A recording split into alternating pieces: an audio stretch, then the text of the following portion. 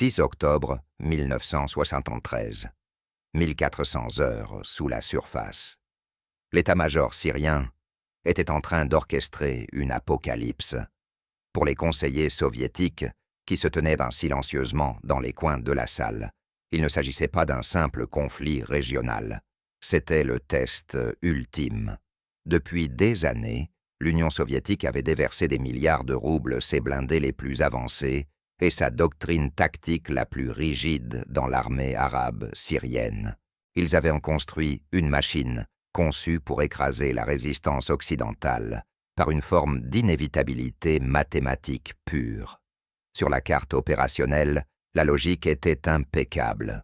Au nord, sur le plateau du Golan, l'équation était simple, 1400 chars syriens faisaient rugir leurs moteurs. Face à eux, dispersés sur le plateau volcanique rocheux, se trouvaient moins de 180 chars israéliens. Le rapport était presque de 10 contre 1. Dans certains secteurs de percée, il atteignait 15 contre 1. Un conseiller militaire soviétique de haut rang, appelons-le le colonel Voulov, observait les marqueurs se déplacer sur la carte. Il regarda sa montre. Le soleil se couchait. C'était Yom Kippour, le jour le plus sacré du calendrier juif. Les réservistes israéliens étaient chez eux à jeûner. Leurs radios étaient muettes. Leur vigilance était au plus bas. Selon les modèles de wargaming soviétiques menés à Moscou, les colonnes blindées syriennes devaient balayer le Golan et atteindre le Jourdain en 24 heures. Aucune variable de l'équation ne permettait l'idée d'une défaite. La simple masse de l'acier soviétique faisait office de loi physique irrévocable. L'offensive commença par un barrage d'artillerie qui transforma l'horizon en un mur de feu. Puis arriva le tsunami d'acier, 3 divisions d'infanterie massive, précédées par des centaines de chars, T-55, et par les nouveaux et terrifiants T-62, franchirent la ligne pourpre. Pendant les 6 premières heures, l'ambiance dans le bunker de Damas était professionnelle, presque jubilatoire. Les rapports affluaient. Les champs de mines israéliens étaient franchis. Les fossés anti-chars étaient franchis. Le poids pur de l'offensive écrasait la ligne mince des défenseurs. Vilov hocha la tête, satisfait. Le T-62, avec son canon lisse de 115 mm, était supérieur à tout ce que possédaient les Israéliens sur le papier. Il avait un meilleur blindage, et surtout, il disposait de systèmes modernes, de vision nocturne, infrarouge active. Les Israéliens n'en avaient pas. Quand la nuit tomba sur le Golan, l'avantage syrien aurait dû devenir absolu. Les conseillers soviétiques s'attendaient à ce que la défense israélienne s'effondre dans le chaos, sous le couvert de l'obscurité. Mais à l'approche de minuit, le 6 octobre, le rythme des téléscripteurs changea. Les rapports venant de la 7e division d'infanterie dans le secteur nord étaient incohérents. Ils ne signalaient pas une percée, ils signalaient une forte résistance. Voulov fronça les sourcils. De la résistance. De la part de qui? Les renseignements indiquaient qu'il n'y avait à peine qu'un bataillon de chars en face dans ce secteur. Mathématiquement, ces chars israéliens auraient dû être submergés, débordés et détruits par le volume de feu depuis 2 heures. Puis une transmission vocale affolée crépita sur le réseau radio, interceptée et relayée au centre de commandement. C'était un commandant de bataillon syrien dans l'échelon de tête. Il hurlait. Il affirmait essuyer des tirs de chars fantômes. Il rapportait que sa compagnie de tête composée de 10 chars avait été liquidée en moins de 2 minutes. « Liquidée !» demanda un général syrien en saisissant le combiné. « Par l'aviation. Est-ce que l'armée de l'air israélienne est en action ?»« Aucun soutien aérien, » répondit la voix, la panique montant. « Tir direct longue portée. Nous ne les voyons pas. Ils nous tirent dessus depuis l'obscurité. Ils nous touchent à 3000 mètres. » Le bunker se figea. Vylov échangea un regard inquiet avec ses collègues. C'était techniquement impossible. La bataille se déroulait dans l'obscurité totale. Les Israéliens utilisaient d'anciens chars occidentaux, des Centurions et des Pattons modifiés. Ces machines n'avaient pas la technologie nécessaire pour engager des cibles à 3000 ans, même en plein jour, encore moins la nuit, sans projecteurs infrarouges. Et pourtant les rapports continuaient. Un T-55 détruit, puis un autre, puis un peloton entier de T-62 en flammes. À l'aube du 7 octobre, la confusion s'était transformée en une peur glaciale. La carte ne ressemblait pas à ce qu'elle aurait dû être. Les marqueurs rouges représentant l'offensive syrienne ne descendaient pas vers la mer de Galilée. Ils s'entassaient, s'arrêtant dans un couloir étroit qui deviendrait bientôt connu sous le nom de vallée des larmes. Les conseillers soviétiques se mirent à sortir des schémas techniques. Ils examinèrent les données sur l'ordre de bataille israélien. Ils cherchaient la présence d'armes secrètes. Les Américains avaient-ils livré un nouveau système de missiles guidés pendant la nuit? Avait-il des mercenaires de l'OTAN dans les tourelles? Les chiffres étaient terrifiants. Dans un secteur, un seul peloton de 4 chars israéliens retenait toute une brigade syrienne. Les Syriens franchissaient une crête en s'attendant à trouver l'ennemi retranché et se retrouvaient face à un tir d'une précision dévastatrice qui ciblait les points faibles de leur blindage, les anneaux de tourelles, les réservoirs de carburant. La précision était chirurgicale. C'était un meurtre mécanique. La confusion dans le bunker s'accentua lorsque des photos de reconnaissance arrivèrent plus tard dans la matinée. Elles montraient le champ de bataille. C'était un cimetière. Des dizaines, puis des dizaines de plus, puis des centaines de chars, fournis par les Soviétiques, gisaient en fumée sur les rochers de basalte. Leurs tourelles avaient été arrachées. Leurs coques étaient noircies. Vylov fixa les images granuleuses. Il voyait les débris de ce que l'Union soviétique avait de meilleur à exporter. Le char T-62 était censé être le prédateur ultime du champ de bataille, profil bas fortement blindé et doté d'une puissance de feu capable de percer n'importe quel char de l'OTAN. Et pourtant ici, sur le Golan, il se faisait massacrer par des chars grands carrés maladroits, qui ressemblaient à des reliques des années 1950. « C'est illogique », murmura l'un des jeunes analystes en suivant la ligne des véhicules détruits. Les Israéliens sont en infériorité numérique de 14 contre 1. Leurs chars sont plus lents. Ils ont des canons plus petits. Ils n'ont aucune vision nocturne. Comment stoppent-ils l'avance? C'est la question qui hante les historiens militaires et qui hantait le Kremlin en 1973. Comment une force qui devrait être mathématiquement éteinte peut-elle arrêter un objet supposé inarrêtable? La réponse ne résidait pas seulement dans l'acier, mais dans une adaptation secrète, un fantôme dans la machine que les Soviétiques avaient totalement négligé, avant de plonger dans le mystère de la vallée des larmes.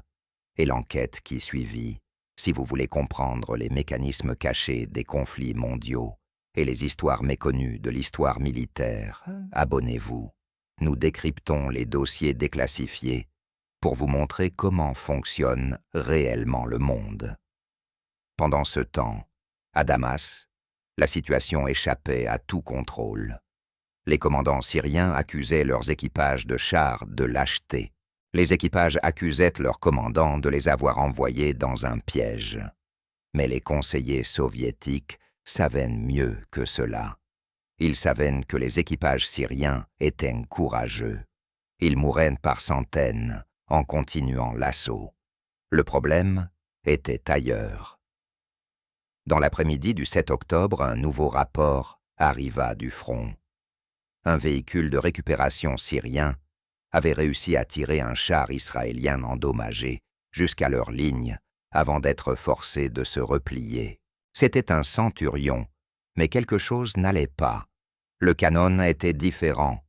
La grille moteur était modifiée. Il était couvert de plaques réactives étranges et de caisses de stockage. Volkov ordonna à l'équipe technique de partir immédiatement pour le front.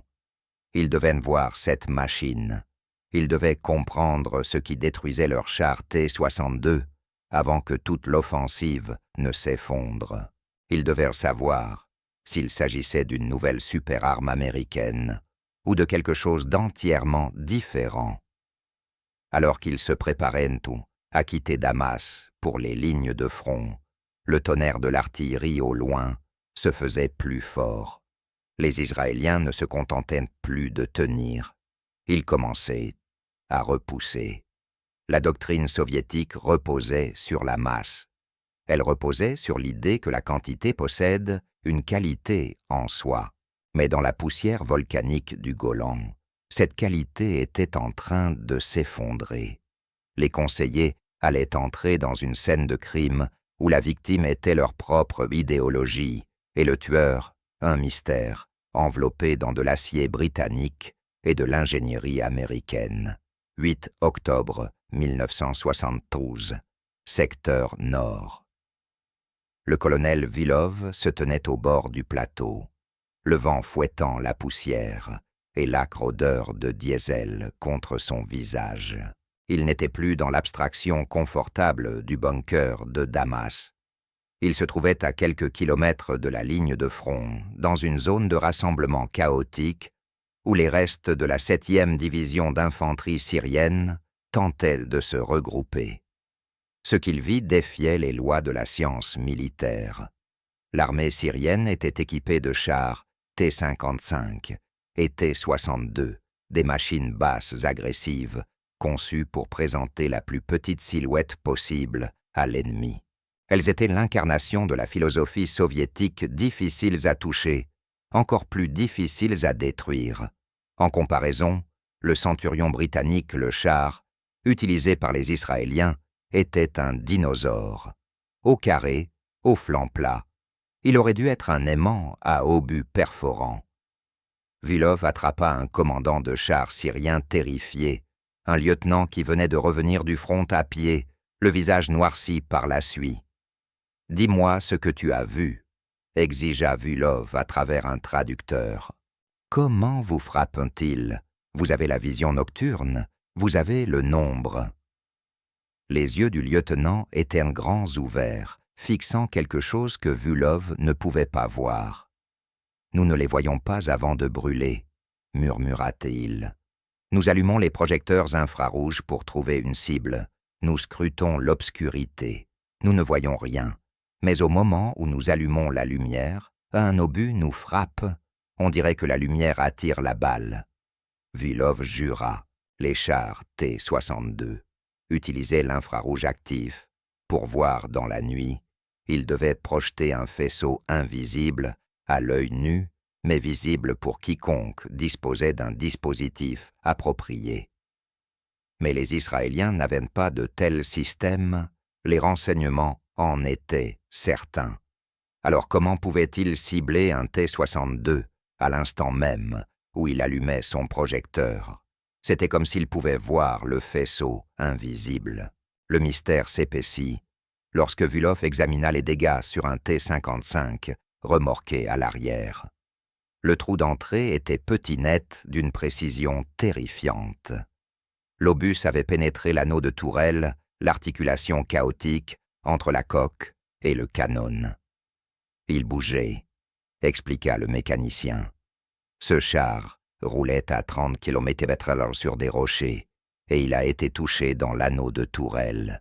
Pour faire ce tir, le tireur israélien devait calculer l'avance, la chute et l'oscillation de son propre char en une fraction de seconde. Volkov passa la main sur l'acier froid. La doctrine soviétique reposait sur le tir à l'arrêt. Un T-55 devait généralement s'immobiliser pour tirer avec précision, le rendant vulnérable. Mais les rapports affirmaient que les Israéliens tiraient en mouvement, ou depuis des positions qui semblaient géométriquement impossibles. Le Golan n'est pas une plaine, mais un chaos de crêtes volcaniques et de blocs de basalte, un terrain conçu pour tuer les chars. Les conseillers soviétiques avaient averti que ce terrain favorisait le défenseur, mais avaient supposé que le T-62, grâce à son rapport poids mais puissance, pourrait submerger les obstacles. Au lieu de cela, le terrain était devenu une arme contre eux. Les rapports parlaient d'attaques surgissantes. Une colonne syrienne avançait dans un wadi, quand soudain, la tourelle d'un char israélien apparaissait au sommet d'une crête, tirait un coup fatal, puis disparaissait avant toute riposte. « C'est comme combattre des fantômes », se plaignit un général syrien en frappant le capot d'une Jeep. Nos canons ne s'élèvent pas assez pour les atteindre sur les hauteurs et ne s'abaissent pas assez quand nous sommes au-dessus. Ils dansent autour de nous. Voulov regarda la carte. La vallée des larmes, c'est ainsi que les soldats appelaient maintenant ce secteur. Dans quelques kilomètres carrés, des centaines de chars syriens brûlaient la fumée formant un crépuscule artificiel. La pièce de renseignement la plus déconcertante venait d'une interception radio. Un commandant israélien, nom de code Zvika, coordonnait ses forces. Il ordonne à des chars de se déplacer vers la position Alpha puis Beth, dit un analyste. Mais écoutez le fond sonore, nous entendons un seul moteur, un seul canon. Voulov écouta. L'analyste avait raison. On aurait dit une seule machine, allant et venant, tirant frénétiquement, imitant un peloton. Un seul char, demanda Vulkov.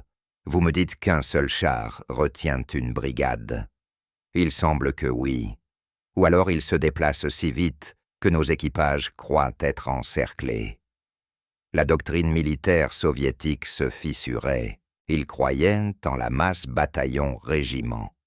L'idée qu'un équipage exceptionnel ou une particularité mécanique puisse surpasser une formation entière relevait de l'hérésie. Pourtant les preuves s'empilaient dans les carcasses en flammes des T-62. Il manquait quelque chose dans le char israélien. Vulkov pensa au dossier du Centurion, conçu en 1945, sous-motorisé faible autonomie, théoriquement obsolète en 1973. Alors pourquoi se déplaçait-il si bien dans la roche volcanique? Pourquoi ne surchauffait-il pas? Pourquoi sa cadence de tir était-elle presque le double de celle du T-62? Une pensée inquiétante le traversa. Le T-62 utilisait un obus massif de 115 mm. L'intérieur du char était étroit, terriblement étroit. Pour charger le chargeur, devait forcer le projectile dans la culasse, pendant que le canon éjectait automatiquement l'étui vide. Une danse violente et dangereuse dans une boîte d'acier. Après quelques heures de combat, les chargeurs syriens étaient épuisés. Leur cadence de tir tomba à 2 ou 3 obus par minute. Les Israéliens, eux, tiraient, selon les rapports, 6 peut-être 8 coups par minute, et ils combattaient depuis 48 heures, sans pause. « Nous devons voir l'intérieur de l'un de leurs chars, » dit Vulov d'une voix basse. « Pas une coque brûlée, une machine fonctionnelle. Je dois voir le moteur, je dois voir les viseurs. » Lorsque la soirée tomba le 8 octobre, la situation commença à basculer, mais pas dans le sens attendu par les Soviétiques. Les Syriens manquaient de morale, avant même de manquer de chars. La vallée des larmes était étouffée par les morts, et pourtant la fine ligne des vieux chars carrés sur la crête tenait toujours. Volov observa à travers ses jumelles les éclairs des canons au loin. Il comprit qu'il ne regardait pas une bataille de chiffres, mais un choc de philosophie. Et la philosophie soviétique était en train de mourir. Le mystère n'était plus de savoir si l'offensive échouerait, mais ce qui se trouvait exactement à l'intérieur de ces chars israéliens qui les transformaient en tireurs d'élite à cadence rapide. Était-ce un ordinateur? Un nouveau chargeur automatique américain?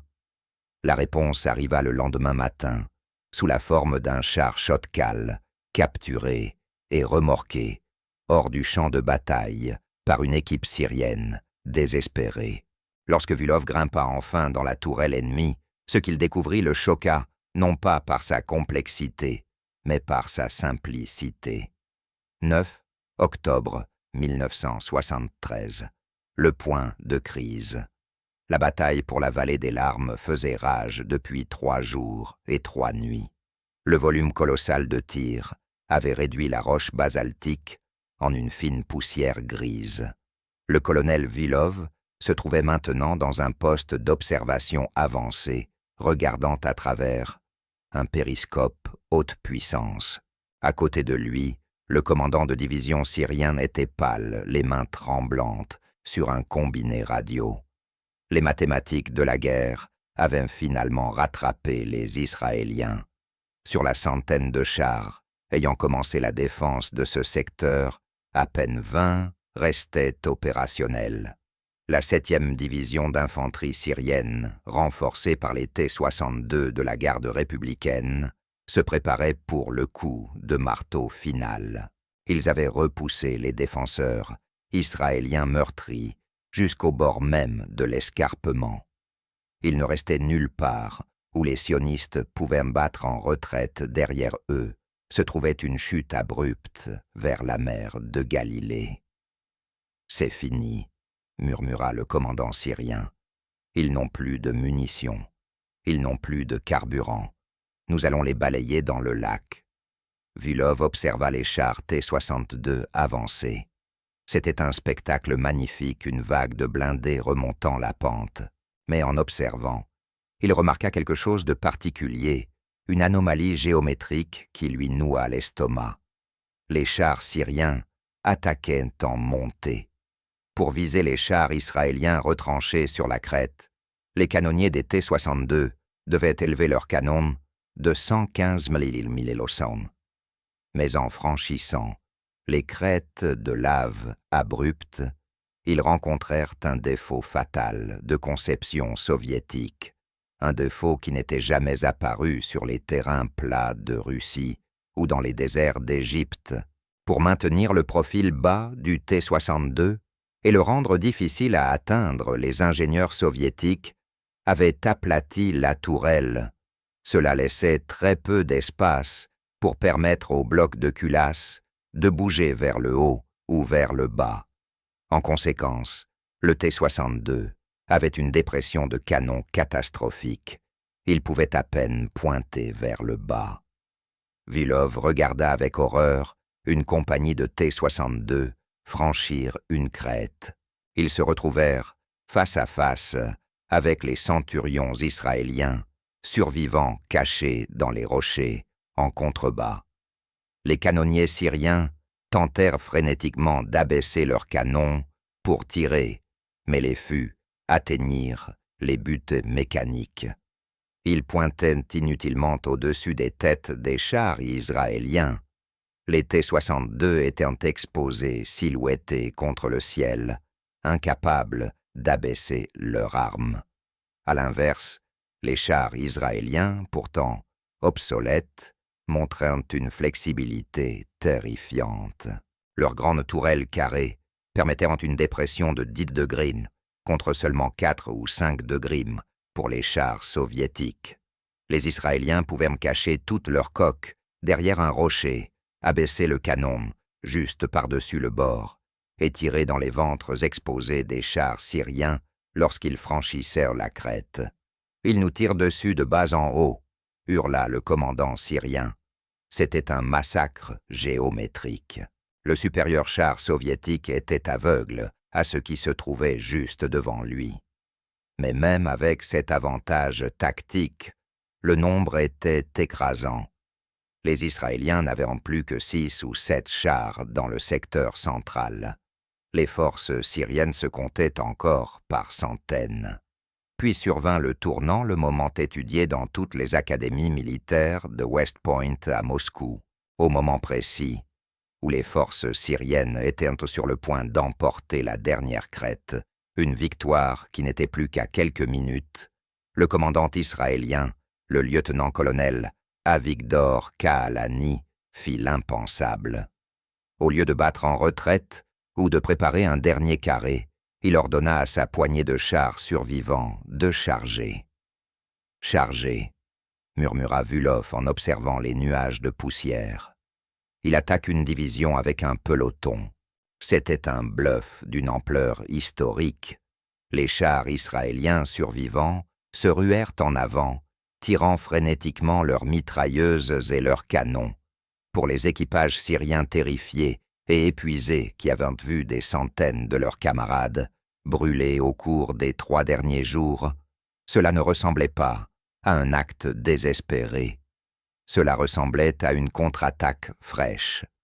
Le moral syrien céda, convaincu que des renforts israéliens venaient en d'arriver, alors qu'il n'en était rien, et toujours incapable de viser efficacement les chars israéliens, abaissés à cause du problème d'élévation. Les éléments de tête syriens commencèrent à reculer. Le recul devint une retraite, la retraite devint une déroute. Volkov frappa du poing contre le mur du bunker. « Arrêtez-les, ils n'ont plus rien, vous êtes en train de gagner. » Mais c'était trop tard. Le mur d'acier se retirait. 1400 chars avaient été stoppés par une force qui, logiquement, aurait dû être anéantie 2 jours auparavant. Plus tard, cet après-midi-là, le champ de bataille sombra dans un silence étrange. La vallée des larmes n'était plus qu'une ruine fumante. La menace immédiate était terminée, mais pour Vulov et l'équipe technique soviétique, le véritable travail ne faisait que commencer. Ils devaient comprendre la machine qui les avait vaincus. L'équipe de récupération avait enfin remorqué le char israélien, capturé dans un garage sécurisé. C'était un Shotkal, le nom israélien du centurion modernisé. Vulov en fit le tour. Il semblait cabossé, brûlé. Mais en grimpant sur le capot moteur, il comprit que le char occidental était un mensonge. Ce n'était pas le char britannique de la Seconde Guerre mondiale qu'il connaissait. « Ouvrez la baie moteur », ordonna Vulov. Les mécaniciens déverrouillèrent les lourds panneaux d'acier.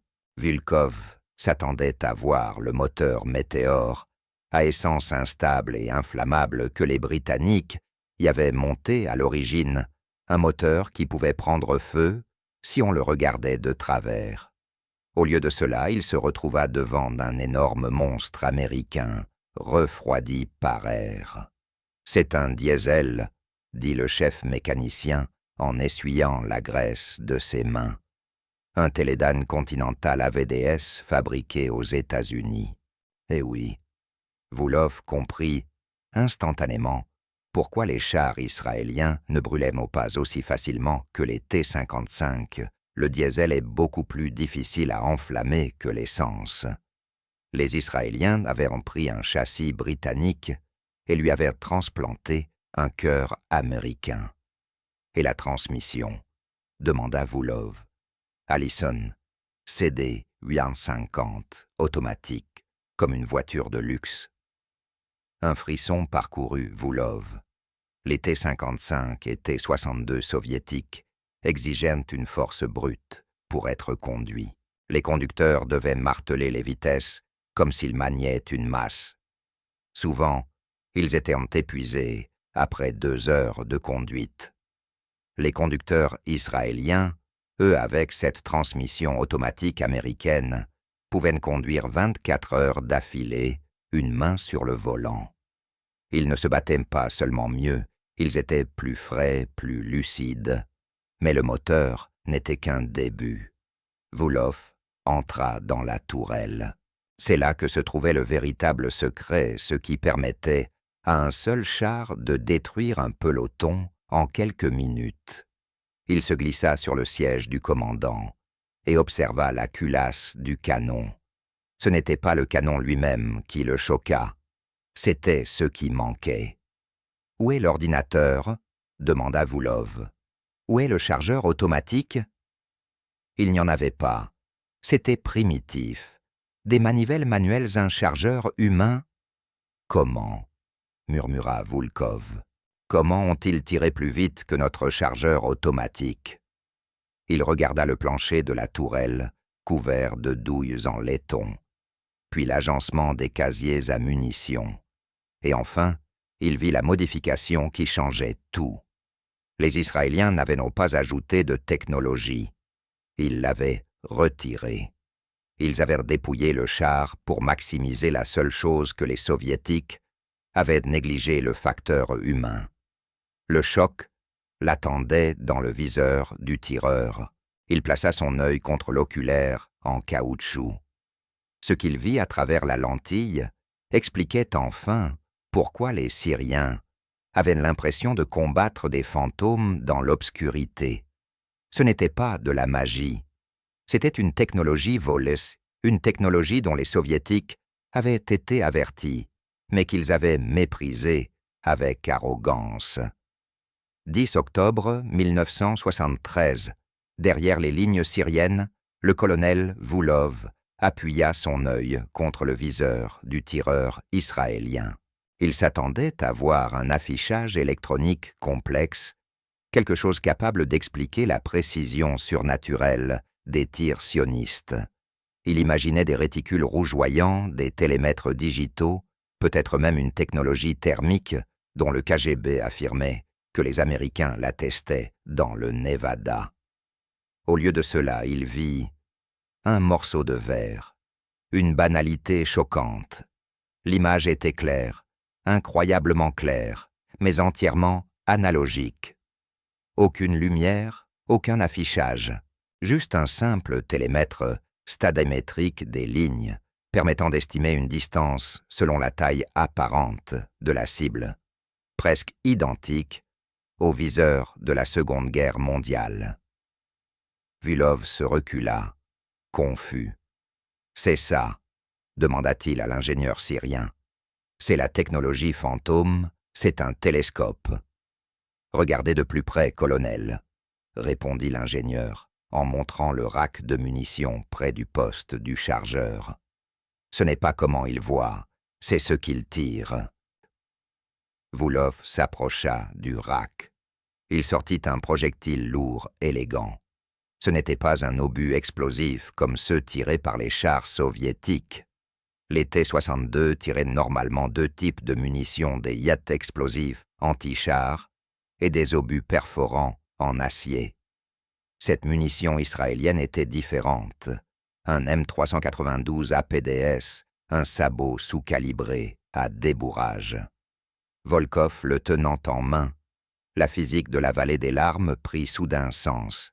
C'était là le secret, le tueur invisible. La doctrine soviétique reposait sur le concept de blindage incliné. Les T-55 et T-62 étaient conçus avec un blindage frontal fortement pentu pour faire ricocher les obus classiques. Une protection fondée sur les lois des angles. Mais l'obus AP2 était un code de triche contre la physique. « C'est une flèche colonel », expliqua l'ingénieur. « Une flèche enfermée dans un sabot. À la sortie du canon, le sabot se détache. La flèche file à 1400 millimetres. Elle est en carbure de tungstène. Toute l'énergie du canon est concentrée dans un point de la taille d'une pièce. » Voulov comprit alors l'horreur. La PDS se fichait totalement du blindage incliné des T-62. Sa vitesse et sa densité le rendaient impossible à dévier. Il perforait l'acier comme une aiguille à travers un tissu.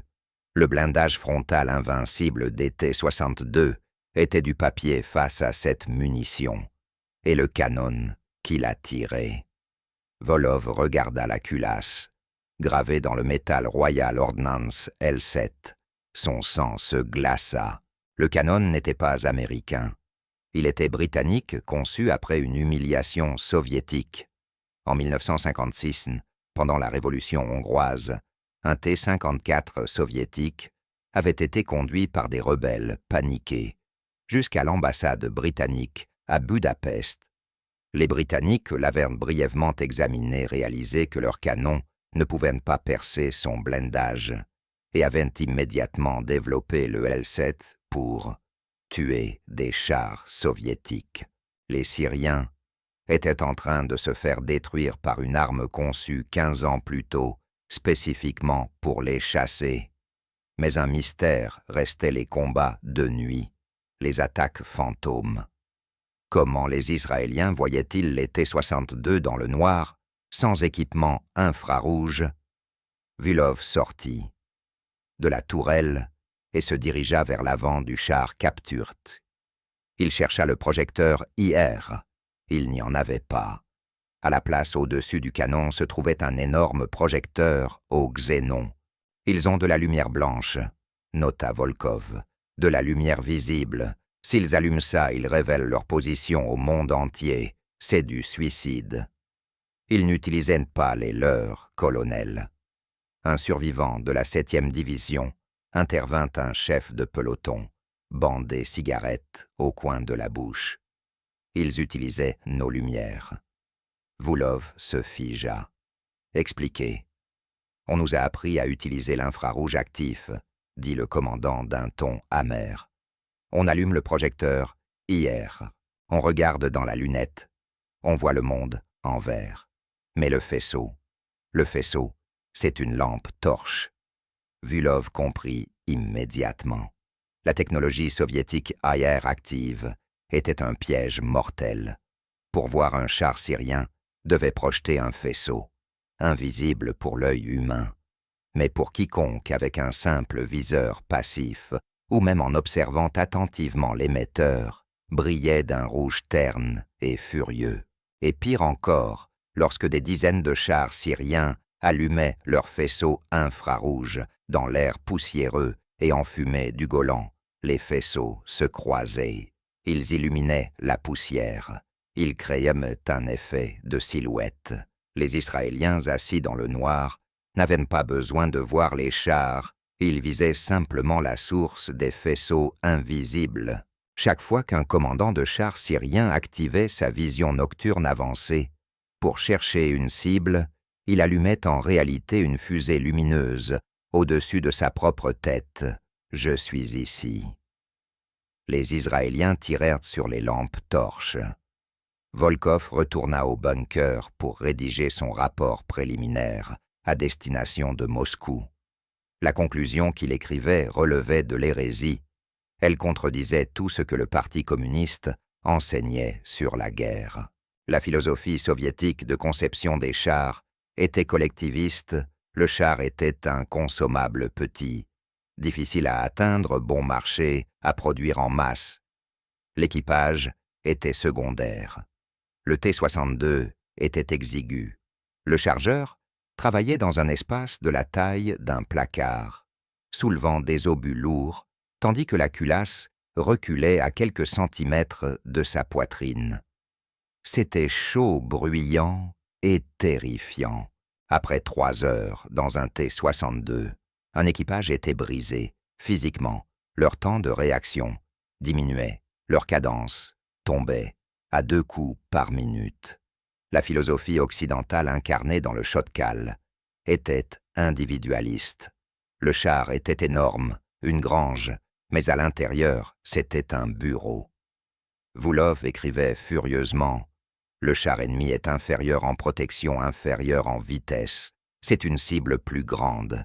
Cependant, il possède un avantage décisif, l'ergonomie. » Les chargeurs israéliens, debout sur un plancher plat, dans une tourelle haute, saisissaient dans les obus facilement.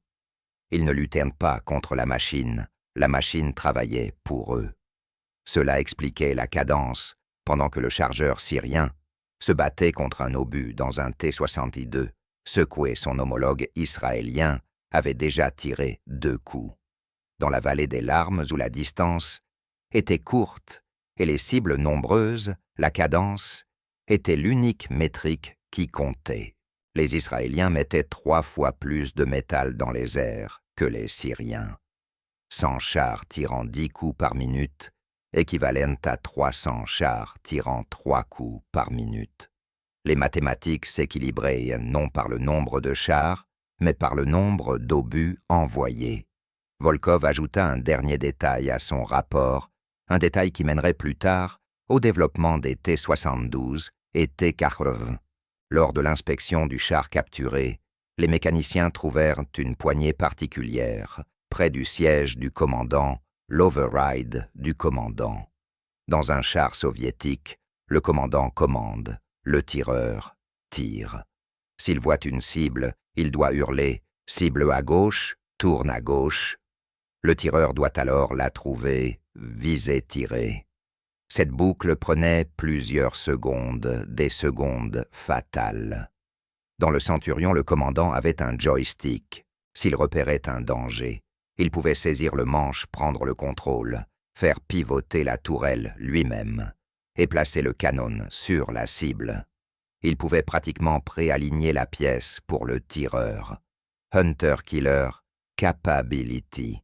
Voulov écrivit « Le commandant israélien cherche la prochaine cible pendant que le tireur détruit l'actuelle. Il traite le champ de bataille 2 fois plus vite que nos équipages. » Lorsque la guerre toucha à sa fin octobre 1973, la vallée des larmes restait aux mains d'Israël.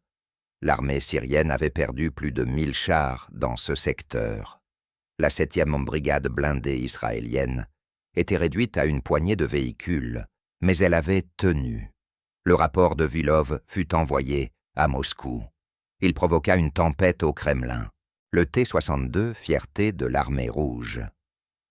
Le char censé atteindre la Manche, en une semaine, avait été arrêté par un châssis britannique de 1942, équipé d'un nouveau moteur. Le choc n'était pas que les chars soviétiques étaient mauvais, c'était qu'ils avaient été conçus pour le mauvais type de guerre. Ils avaient été conçus pour une offensive massive, un rouleau compresseur, à travers les plaines plates de l'Europe, soutenus par des armes nucléaires. Ils n'avaient pas été conçus pour un combat chaotique, char contre char, dans des roches volcaniques, où la dépression du canon et l'habileté individuelle de l'équipage comptaient davantage que l'épaisseur du blindage frontal. Le mystère des 100, qui arrêtent les 1400, n'était pas un miracle. C'était un triomphe de l'intégration des systèmes. Les Israéliens avaient pris un char, amélioré son moteur pour garder l'équipage frais, amélioré son canon pour percer n'importe quoi et entraîner leurs équipages à exploiter le terrain. Les Soviétiques s'étaient concentrés sur les statistiques, dures épaisseurs du blindage, calibre du canon, vitesse maximale. L'Ouest avait gagné grâce aux statistiques douces, angles de dépression, confort de l'équipage, cadence de tir, clarté optique. Des années plus tard, les historiens militaires regarderaient les hauteurs du Golan comme le cimetière de la doctrine, la quantité plutôt que la qualité. La vision de centaines de T-62, brûlant dans la vallée, prouvait que dans la guerre moderne, être le premier à voir et le premier à tirer compte davantage que le nombre d'amis que vous amenez au combat. Les conseillers soviétiques quittèrent Damas discrètement. Ils laissaient derrière eux une armée brisée et une réputation fracassée. Mais ils emportèrent avec eux les leçons qui construiraient la prochaine génération de guerre. Ils comprirent qu'on ne peut pas automatiser la victoire. Il faut toujours un être humain dans la boucle, et cet être humain a besoin d'espace pour respirer, d'un canon capable de se baisser, d'un obus qui ne ricochera pas. Au final, la vallée des larmes ne fut pas sauvée par un laser secret ou un missile caché, mais par une flèche en tungstène et un moteur diesel. La logique du champ de bataille est cruelle. Elle ne respecte pas le prix d'un char. Elle ne respecte que l'équipage qui reste efficace lorsque le monde brûle autour de lui.